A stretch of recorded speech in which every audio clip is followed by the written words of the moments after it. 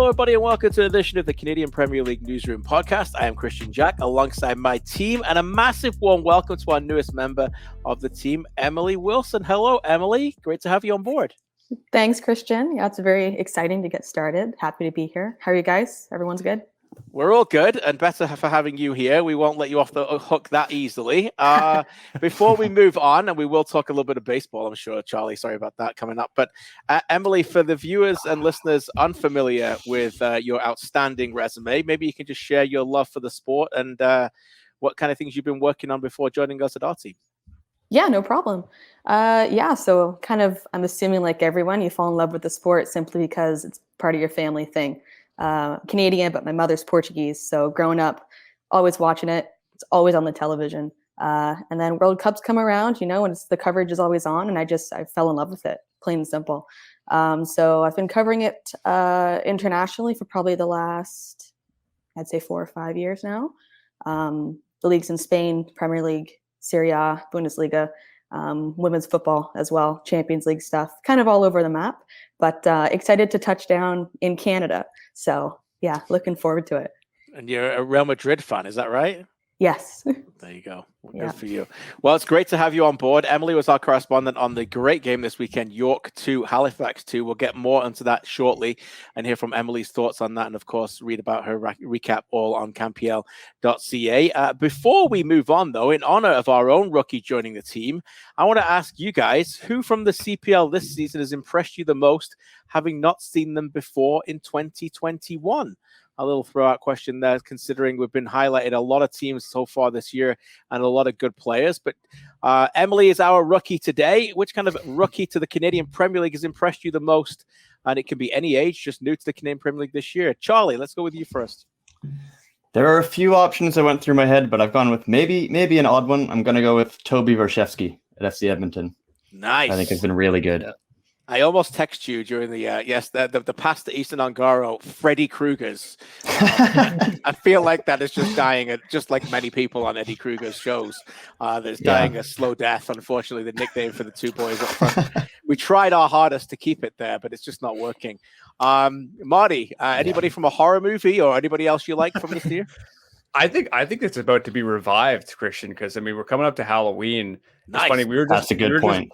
We were just driving around Toronto. This is a quick aside because today, driving around, there was a poster for some like horror thing. I don't know, in Toronto. Anyways, it just had a bunch of like classic horror stars on it, but Freddy Krueger was not on it. And I just said out loud, I was like, "Oh, where's Eddie Krueger?" And then my girlfriend turns to me and was like, "What'd you just say?" I was like, and then it took me a while to figure it out. They're synonymous in my mind. Anyway, I love it, mate. You just made my day. I think they're coming back. It's going to come back. We got the big Halloween holiday coming up. We will not let it die. We will not let this die. We can't. I'm going to go with another Edmonton player though. I'm going to go with Paris G. Nice. I didn't watch a lot of USL Championship or Simon Fraser University before this season, but just super consistent, right? And he's been playing a ton. I think he's in the top 10 in minutes in the league. And again, he just played it against Valour, was really good. Against Cavalry was good as well. Just super consistent and on a team that needs that. Love that. I think he's top 3 in tackles as well in the league this season. Benedict, are you going to go 3 for 3 with the Eddies, or knowing you're going to go somewhere else? I'm going to say in Alberta, but I'm going to go to Cavalry. I'm going to go with Dan Klomp. I think he's been dominant at the back for Cavalry and maybe a sleeper pick for some MVP votes, in my opinion. Yeah, I love that. Klomp, that would have been my pick as well. And all this MVP discussion is starting now. It started today at One Soccer. I saw them tweeting about it and all this stuff. So there's lots of discussion about that. Emily, you're new to this. You don't have to throw one in there, but is there anybody you want to throw a shout out to about this kind of any player that you caught your eye even today even? I was thinking about it earlier. I wouldn't say this is necessarily his rookie season, but I'd call it a breakout season. Stefan Karjovanovic.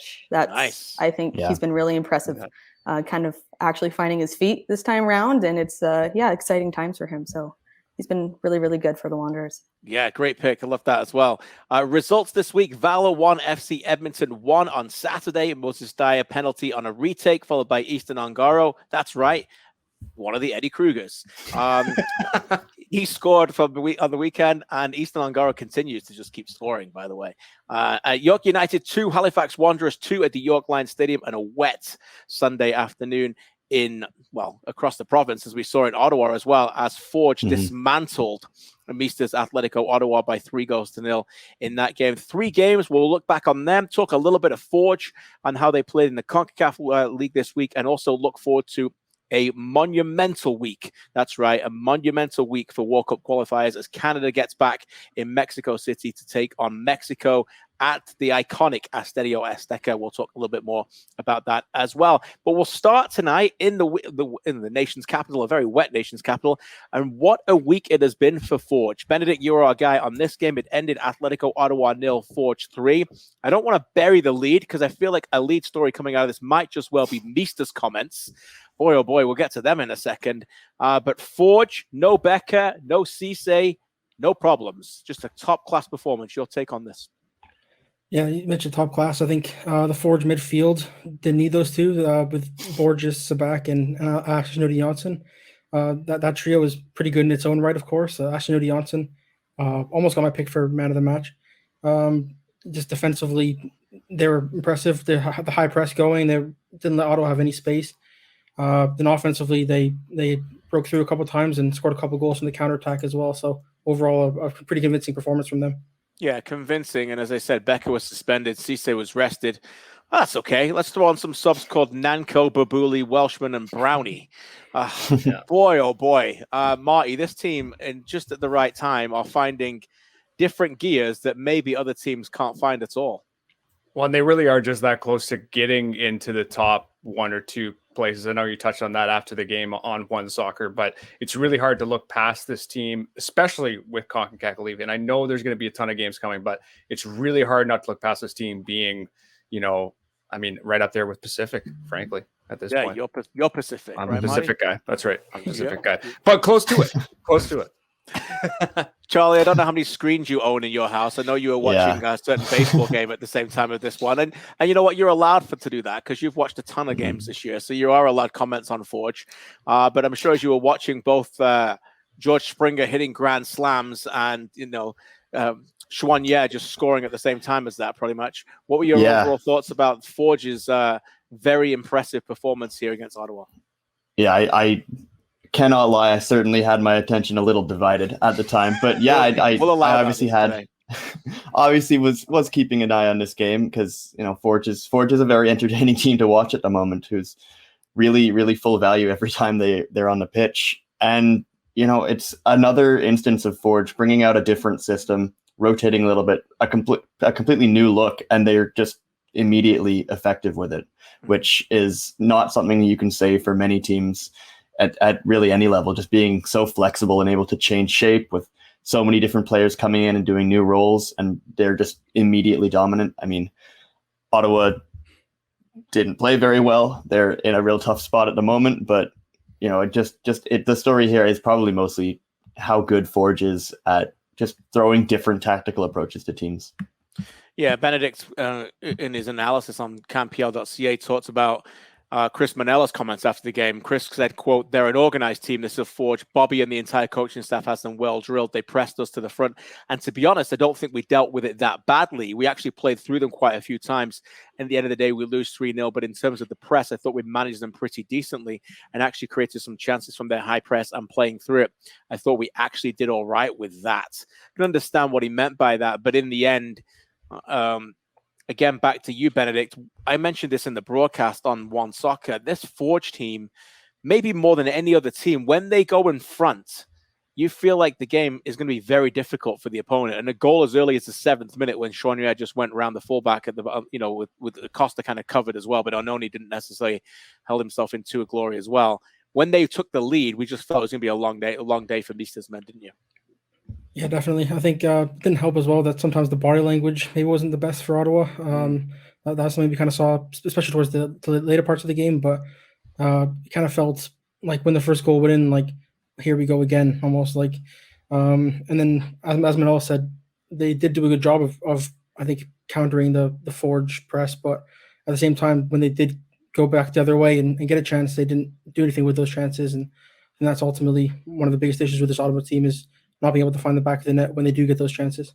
Yeah, the couple of chances you highlighted them again in your analysis: bad plays, bad passes, chances with, a real opportunity. Ryan Telfer could have played through to Brian Wright and just put the ball in the wrong area and in the offside position. I'll get to your take, Benedict, on Daniel Kristian in a second. But Emily, what's your overall thoughts of the two-time champions Forge so far as they're looking to really start to head into another platform here in 2021? I mean, I think you kind of touched on it there, Kristian. Two-time champions hasn't been mentioned, but everybody knows that, and it's just a statement performance from Forge, really. I think Atlético Ottawa, they're in a bit of trouble. Like we touched on earlier, but again, it's the two-time champions. What else are they going to pull? It's like they pull something out of their pocket every single game, and it never ends. So it's not really it's not a too surprising of a scoreline in my opinion, but at the same time, it's going to be interesting to see how the teams go moving forward.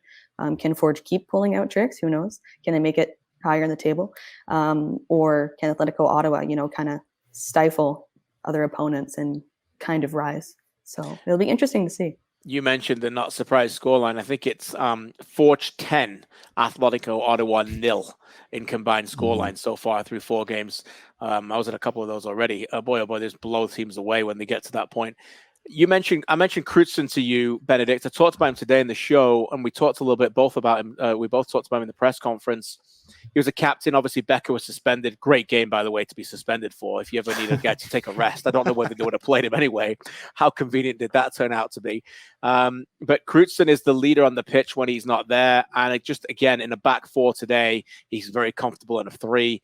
But just an overall solid effort from Kristian today. For your take on him and Ashley Johnson, who was brilliant again. Yeah, as I kind of read my preview for this game, Kristian and Ashley Johnson, they're capable of playing as a back 4 or Ashley Johnson going back into a back 3. And I think we saw both of those at times in this game.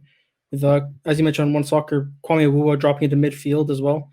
And Kristian behind them was really solid. He didn't really let anything past him. And he obviously has an eye for a pass as well, kind of like a Dan Klomp. He can play out of the back. He can play defensively. He can do it all, really. And I think you said this as well in one soccer. There's definitely another level, I think, for him. Yeah, that's the good side. We'll get to Forge in the Concacaf League in a second, but let's talk about, I suppose, the good, the bad, and the ugly. We've talked about the good. Let's talk about the bad.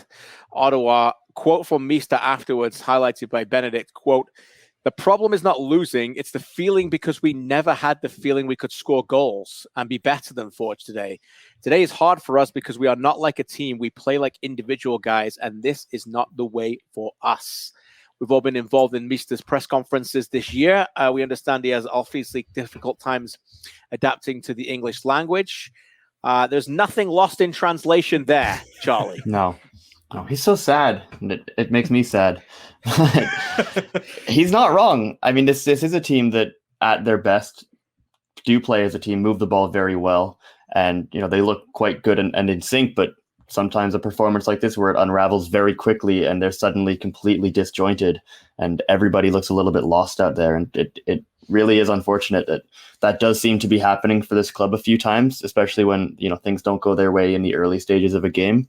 I can absolutely see where Mrs. frustration comes from.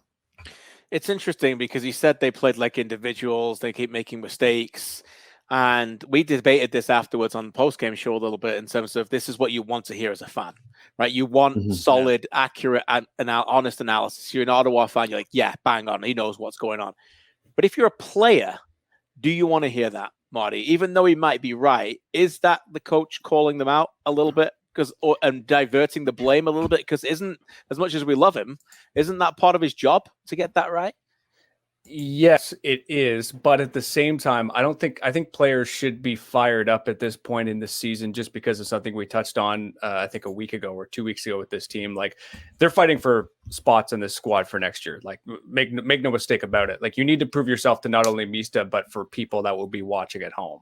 So I don't think these players need to be necessarily riled up for any other reason. But yeah, you do have a point on.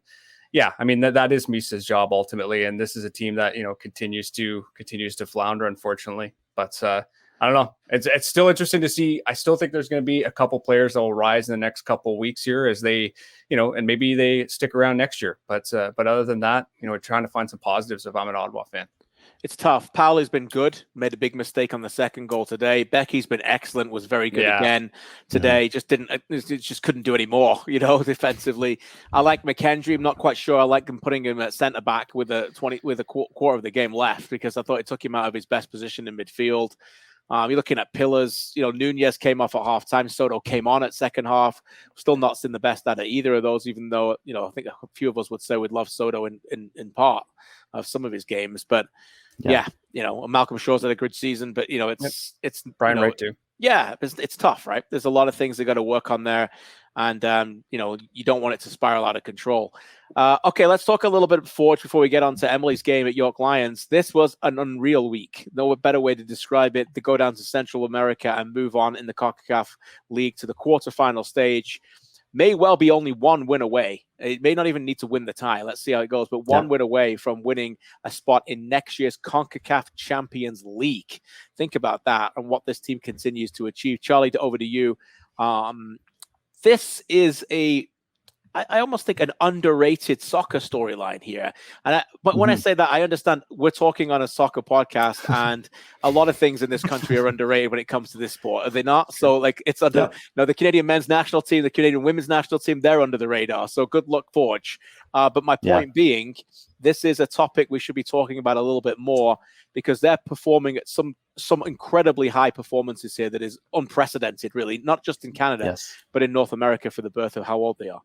They absolutely are. And it's really just always so much fun to watch this team go down into CONCACAF, and pretty much every opponent they play, it seems, has underestimated them a little bit, because, these are very established clubs in the regions with very long histories, and they play it at very good levels and in strong leagues with, again, established histories. And Forge comes down and they're this 3-year-old team, and they, in some cases, play them off the park, or if they don't dominate, they're at the very least always there against these difficult teams, even the ones they've lost to in this competition. They've never looked like they don't belong against these teams, which is maybe the best thing you can say about it. They go down to Panama, they play Independiente, who are a very good side there, and they've been very strong in the Panamanian League over the years, and Forge just looked great, really, after that. Maybe a tough bit of a start where they were maybe trying to find their footing, but suddenly they figure it out, and they march onward to Costa Rica now, which is, I don't know if they've been there before. They have not. No, they haven't. No. Yeah, which is another very good soccer nation. It's a very good league, and honestly, I don't know, guys. I honestly think that Forge can win this tournament. Right. Yeah, Marty, go ahead. Well, another, you're sort of touching on there, Kristian, about something that's been underappreciated. This Forge team just keeps having incredible amounts of adversity in these games. We have to talk about the Babuli red card. Oh, right? God. Like this. Yeah. Charlie immediately gets flashbacks. That happens. Right. And you see, it's fascinating to listen to a coach like Bobby Smirniotis, and even the captain Kyle Becker, talk about how this team has evolved in dealing with these kinds of situations. Cause that play happens, and I'm sure any one of us, if we were on the field, would lose. We would just lose our minds. We would be on the floor. And I've got my money on Benedict not losing his mind. But Benedict would be super chill. Everybody else would be on the floor. But the way that they roll with those punches, and they eventually just get to a point where Kyle Becker can offer something like he did on that second goal, and they're away. That's just an incredible testament to just how this team has built around just being resilient down there and making it work. That's a great point. A really great point, because that is something that you cannot buy, right? No. That is something that you bring together and you hope you work through as culture. And Kyle Becker going at halftime saying he's got a smile on his face and saying, all right, let's do it the hard way. That is something that you bring through maturity. Emily, you've covered a team called Real Madrid under Zinedine Zidane, who did this in the UEFA Champions League consistently. No, they knew hard times were coming for them. And it's not just about being the best, most talented team from whistle to whistle. It's about mentality. And that's what champions have, Emily. Yeah, absolutely. I think the best way to describe it is kind of mesmerizing, because like you pointed out, Kristian, you can't buy that kind of mentality anywhere.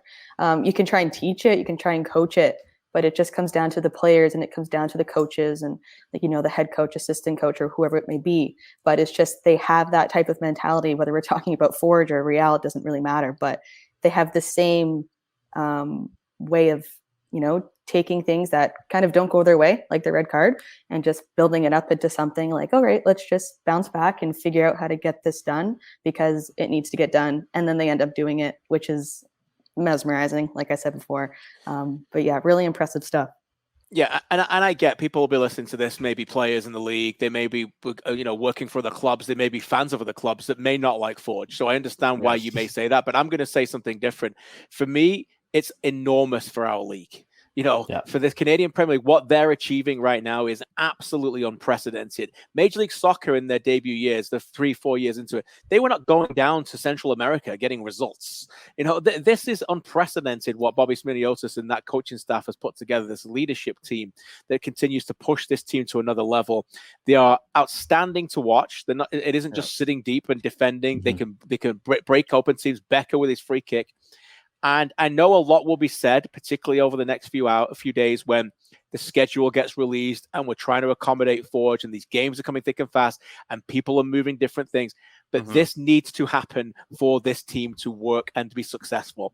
And if Forge is successful, the Canadian Premier League is successful. That's what I would say. That's very, very important. And yeah, they want to go on and win the Shield and lift the trophy whenever the final will be.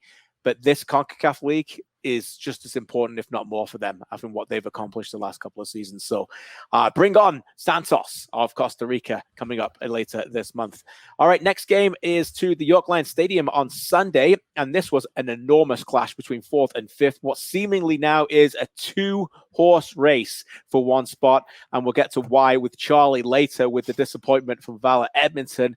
But Emily, you are our correspondent on this game. York and Halifax are familiar foes. In fact, they now draw for 4th time in a row. And by the way, the game before that, Lowell Wright scored in the 90th minute to decide the game. That's how close these games are. They consistently take points away from each other.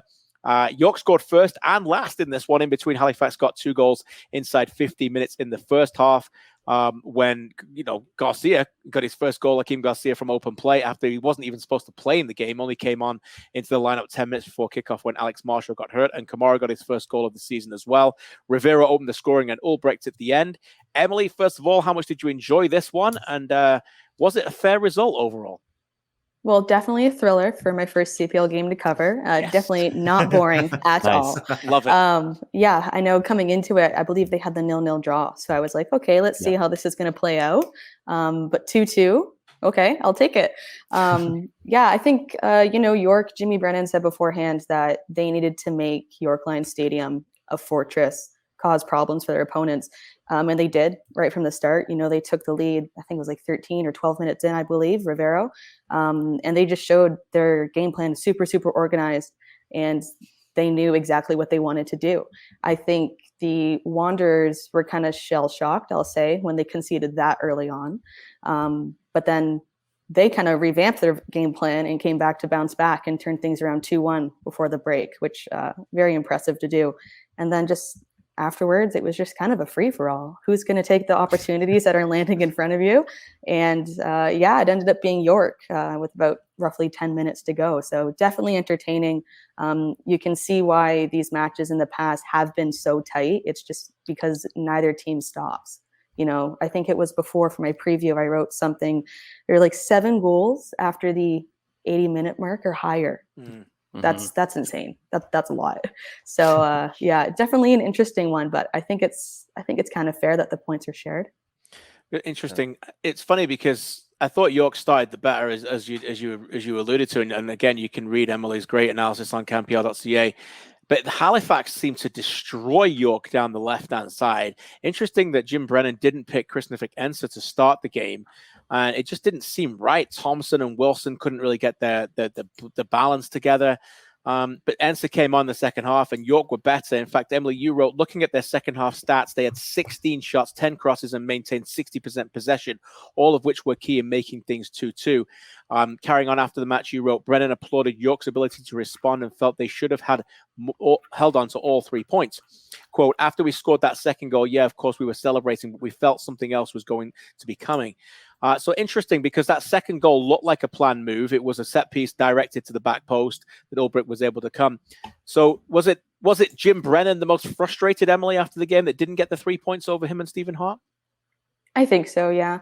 After that set piece, I think it was the second time where they just kind of took their opportunity, because the Wanderers were just kind of not fully paying attention, in my opinion. And then back post header is kind of a standard for a corner kick. So, then York's momentum was just running and just like ramping really, really high. And there was a really big scramble in the box, the 85th minute, and then again, even closer to full time. So I can understand why Brendan was a little bit upset. He discussed it after the match, saying the ball, unfortunately, just would not go in the net. So they have to settle for a draw. Interesting. So Brennan's team have lost 1 of 12. York lost 1 game in 12 matches. Halifax unbeaten in 10, even though far too many draws in there. This is a race that's probably going to go down to the wire, Marty, do you think, coming in? And we'll get to the others in a second, but this is now the race, is it not, for playoffs? It absolutely is, and I think it's going to be very, very enjoyable. I know you have in the rundown here, who do you think the point is best for at this point? And, I was trying to game out the rest of the season, and York gets to play Ottawa twice. Sorry, they get to play Ottawa twice. They play Edmonton as well. They're a better team on the road, and you're kind of looking at it, even though they're a point back, it seems like a point is quite a bit when teams are on this kind of form. But I'm not sure who else you think. I think it's going to be Fords, or I still think it's going to be York that's going to pull this one off over Halifax. Charlie, what about you? Yeah, what do you think? Yeah, I think York probably feels.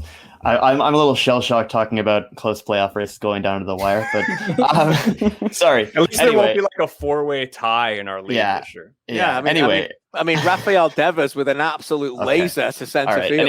Anyway. So, but I do think that a point in this game particularly is better for Halifax than it is for York.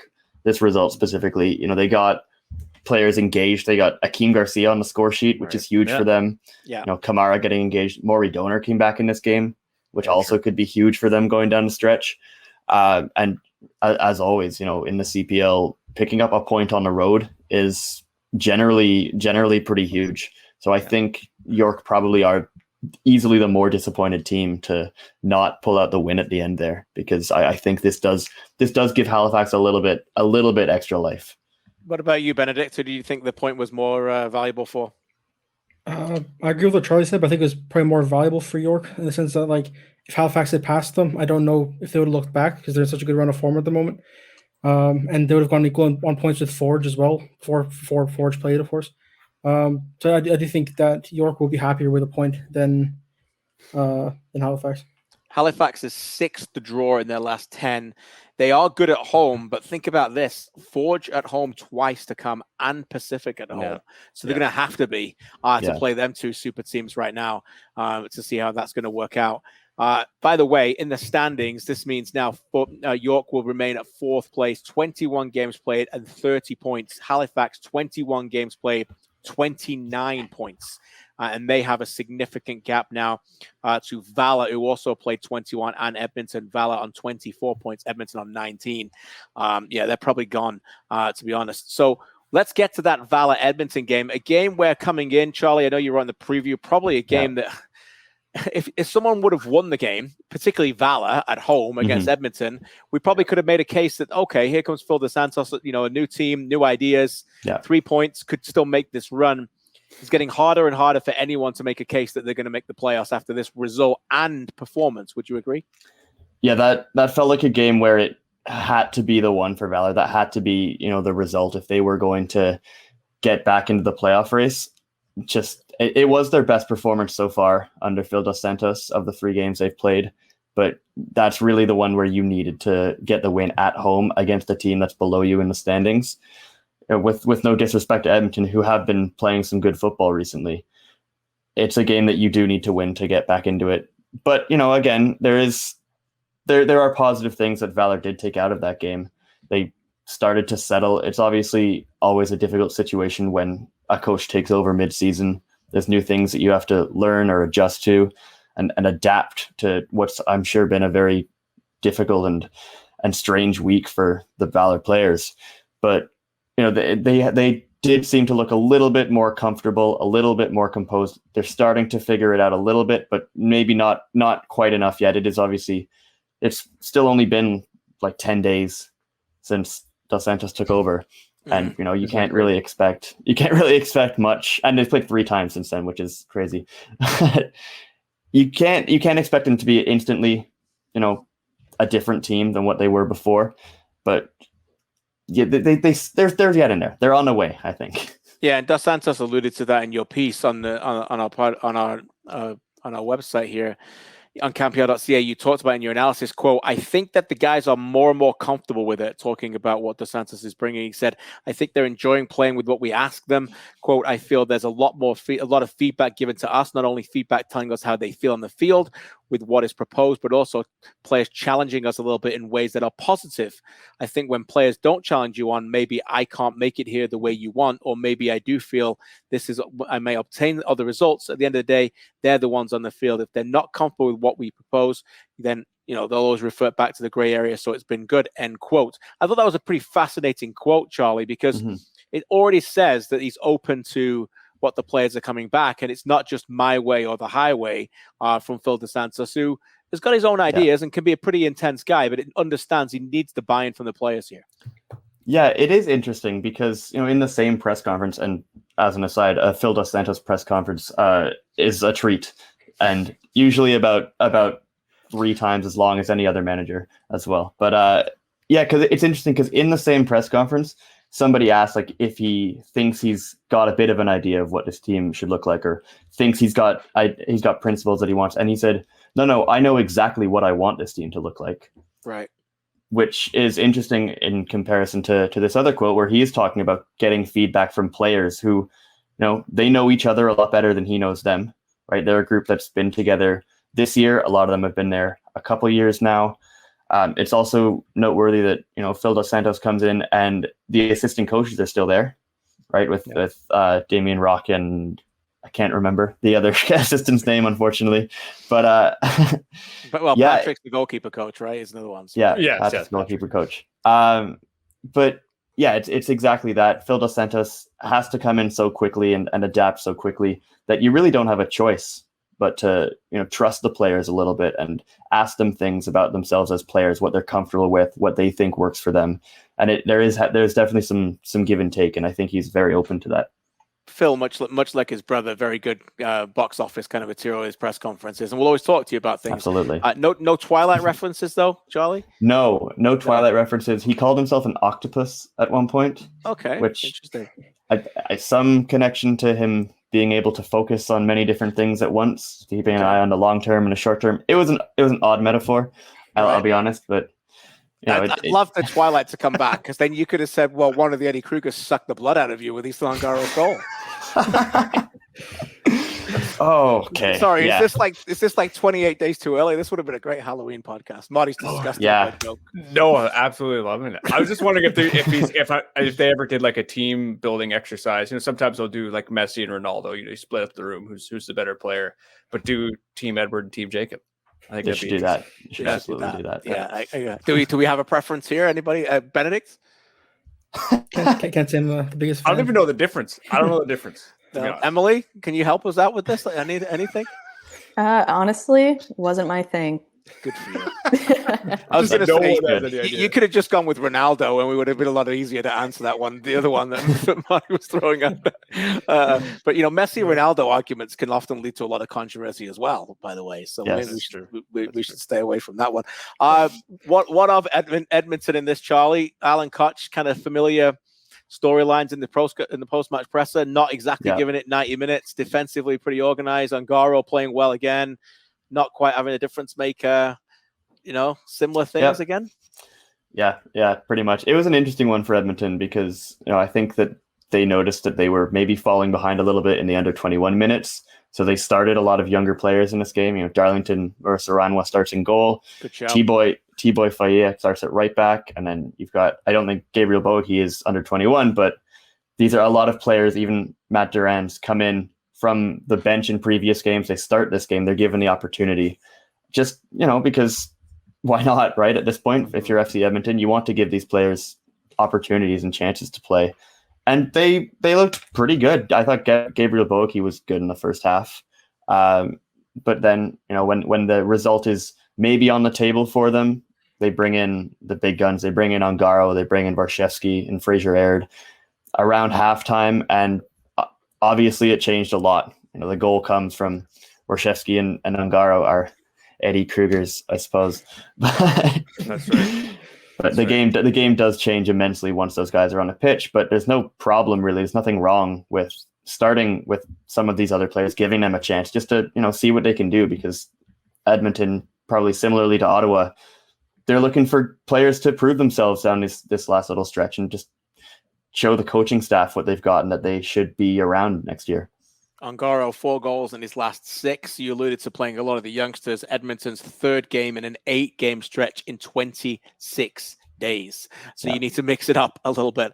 And it does appear that they are probably done, as they alluded to here, 7th so far. They play again this week. The fixtures to come this week in the Canadian Premier League starts as early as Tuesday in Winnipeg at IG Field. Valour take on Cavalry. As I read through these guys, I might ask you one game that really catches your eye and why. Valour play Cavalry on Tuesday.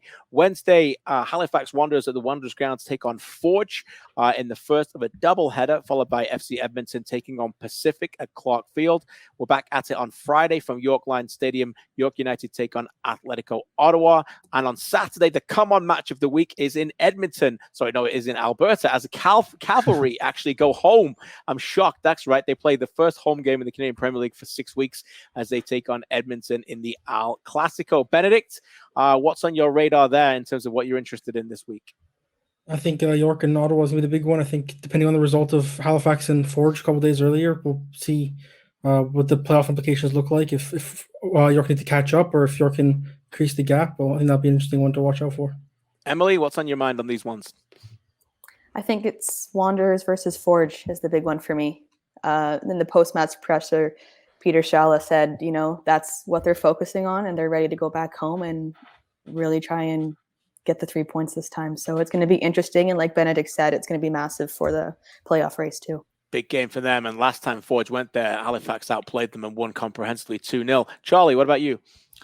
Just from a pure entertainment perspective, are you guys forgetting how awesome the last Valour Cavalry game was? Like these guys wanted to fight each other on the pitch. I did the game. Yeah, I am really excited to see them play each other again. Bring it on. Marty, what about you? I'm going to look ahead to the El Clasico, if you don't mind, because we got the Wild Rose Cup being presented to Cavalry. That's always fun to see. Always fun to see that. Hey, we touched on every game, so that just means I've got to pump Edmonton Pacific. So that's the 5th game of the 5 that you didn't talk about. So I'm looking forward to Edmonton Pacific in particular. Under the Lights and Pacific have been very impressive so far.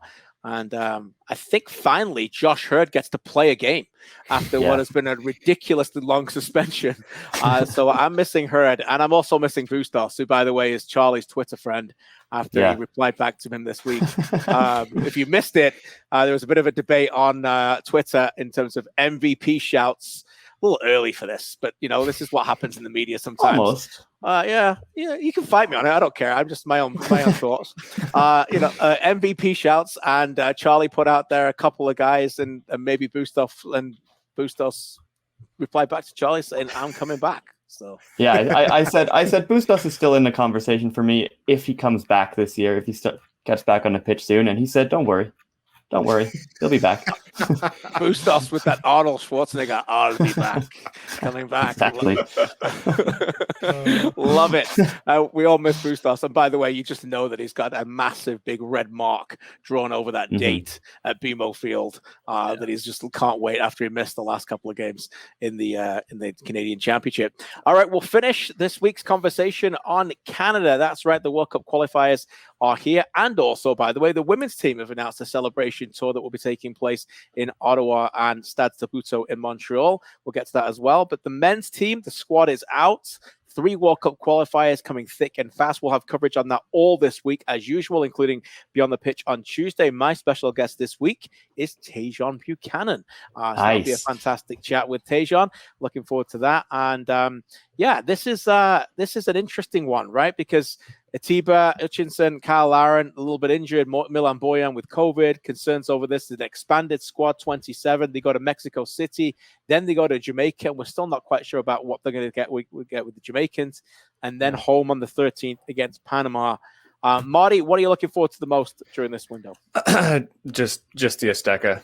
This happens every 4 years ish, sometimes more. We have Canada go down there and play, and I think unlike any other time in my lifetime, I'm going to be excited about it, not dreading. as someone watching it, no, just being honest, believing. Why not? I mean, this is something you're going to like. Okay. And this is also, there's just so many different litmus tests with these teams. And we've talked about this on this podcast endlessly, but this is like one of those like big ones, right? This is the biggest one that they're going to get in this cycle. So just bring it on. I just want to witness it.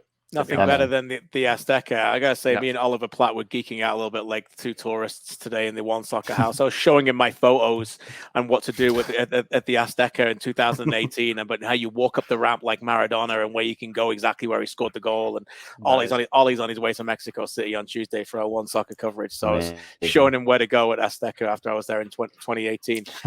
Emily, what catches your eye here about the men's World Cup qualifiers? What are you looking forward to? Honestly, I have to agree with Marty. Just these qualifiers to begin with are just fantastic entertainment from a soccer lover perspective, putting aside my job and everything. I went with my family to the match against El Salvador at BMO Field. It was my first live sports game actually for like 600 days or something, and it was just incredible. Right? Yeah, it was just it's just an incredible time for Canadian soccer. And I tried explaining this to my father, who's not entirely big on the Canadian soccer scene, but he's a sports guy, so he understands. And I was just like, I don't think you know how big this could be. Explaining to him they're going down to Mexico to play at the Azteca. I think he thought I was lying. It was not. And it's just, I agree with Marty. It's going to be massive. And, whatever happens against Mexico, I think the second one that you have to keep an eye on is the one against Panama back in Canada. Because, they have the point against the States to begin with from the first round. But then if they lose against Mexico, then it's going to be, okay, how do you respond when you're on home turf? Yeah, so it's going to be an interesting time.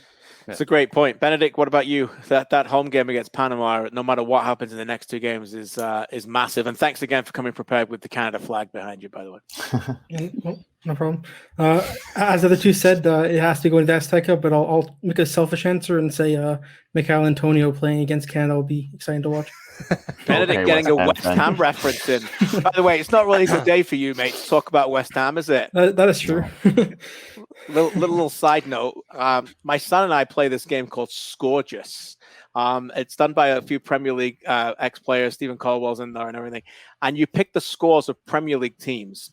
And if a team who was in the bottom six or got promoted this year beats a team in the top six, you get an extra 40 points, bonus points. It doesn't really happen very often. Anyway, we picked Brentford to win today, and they scored in the last seconds of the game. So we had a bit of sorry about that. So just minutes after Villa got denied by Tottenham, and we weren't very happy. At least Brentford put a smile on our face. Charlie, to you, it's not really been a very good day for you, has it? Really, with Villa? And not particularly. No. Not particularly. But I'll try and brighten up your day. What about Canada, mate? Going to Mexico? Yeah, I love that. And they don't have to play against Leon Bailey in Jamaica because he's still injured, which is right on. I'm most excited for the home game. I think they play the two games on the road. If they pick up a result or two results from those road trips, it's a hero's welcome. They come home to play Panama. I think BMO Field has more capacity than it did last time around. That's right. For the first window, it should be a lot of fun. These nights at BMO Field World Cup qualifiers, they're special. They're really special, and it's going to be just a lot of fun. It's a lot of pressure because it's probably a must-win game for Canada, but it's going to be a lot of fun. Yeah, great opportunity for them to continue to, just keep this momentum going, right? Because this is a grind, it's a grind. We've seen lots of countries missing players, and Pulisic's out and Reyna's out for the US. And obviously we don't know about some of these Canadian players, whether they'll be available for that Canada game or not. But as usual, CanPL.ca across all our platforms. Charlie's writing, Benedict's writing, and myself and Emily's going to get involved, and Marty's doing the clips and everything. We've got all our stuff out there, tons of work coming up for us this week, and it's really exciting. We'll end with the Women's Celebration Tour. And this is great news as well. Finally, the girls are going to come back and play in front of fans in Canada. I know it's taken a bit longer than they probably wanted it to do, but there's lots of scheduling going on, and the teams are playing around the world. Emily, let me turn to you first. This is just brilliant news that the women's team's coming back and playing, first of all, in Ottawa and then Montreal, both against New Zealand. And the best part of it is the entire squad's coming back to play. Yeah, definitely exciting. Like you said, Kristian, a lot of fans were waiting for this announcement. It's kind of rumors, kind of murmurs, and it's finally out. I think it's super exciting and important to note that it's not just on the East. Canada Soccer did say, I know there was a lot of Twitter talk and how it was just in Ottawa and Montreal and how they're only like 2 hours away from each other. But they will be going to the West eventually. When that happens, we're not sure yet. But super exciting. I don't think I've seen this much support for the women's team, even with the back-to-back bronze. The gold has just changed the landscape, and it's for the better, obviously, and super exciting. And, Bev Priestman's doing something here. She really is. So yeah, they're like rock stars, aren't they? It's great. Yeah. I love it. It's like rock stars. Benedict, you're happy about this? I know you've covered them a lot, and these this team probably better than all of us. This is a moment that should be celebrated, and certainly at least two and probably more occasions that this group of players deserve. Yeah, definitely. I think they haven't played in Canada since May 2019. I think it was. So it's a long time coming. They've been able to play at home. Ashley Lawrence said in the press conference that they didn't get to play a game before they left for Tokyo, which is something they did before every other Olympics and World Cup. So being able to now come back with some hardware and celebrate it with everyone is going to be pretty special. And I may or may not be heading to Ottawa for that game. So I'm looking forward to that as well. Brilliant stuff, mate. I'm looking forward to hearing from you there as well. No, congratulations to Canada Soccer. As Emily quite rightly said, this is not the end. This is just the start. This is just a tour. You know what I mean? They're putting together this, and at the end of the day, we all remember that, these players are playing high-level Champions League and league games all around the world, and it's not easy to put the schedule together. And every credit they've got this. I don't know about you guys. I'd much rather see them do this when they know all the players can come than having some kind of part-time. 5 of them are playing here or there and come celebrate these kind of group. But this is the way it should be. As a group, they win as a gold medal. As a group, they come back and they celebrate as a group. That's give us Christine Sinclair at BC Place, please. Oh, I'll fly out. I literally will fly out. We need that. I think it's happening. Hey, if Alphonso Davies can play in Edmonton, Christine Sinclair can play. Awesome. Yeah, Christine Sinclair can play in BC. May or not be going to Edmonton, not sure. But if I do, I'll be on the lookout for who, boys. Who am I looking for in Edmonton? Oh, yeah. Who? The Eddie Krugers. Eddie Krugers. And on that bombshell, we'll end the show. Thanks to Emily, Benedict, Charlie, and Marty. And most importantly, thanks to you for listening and watching. Enjoy the games, everybody. And be careful who's behind your back.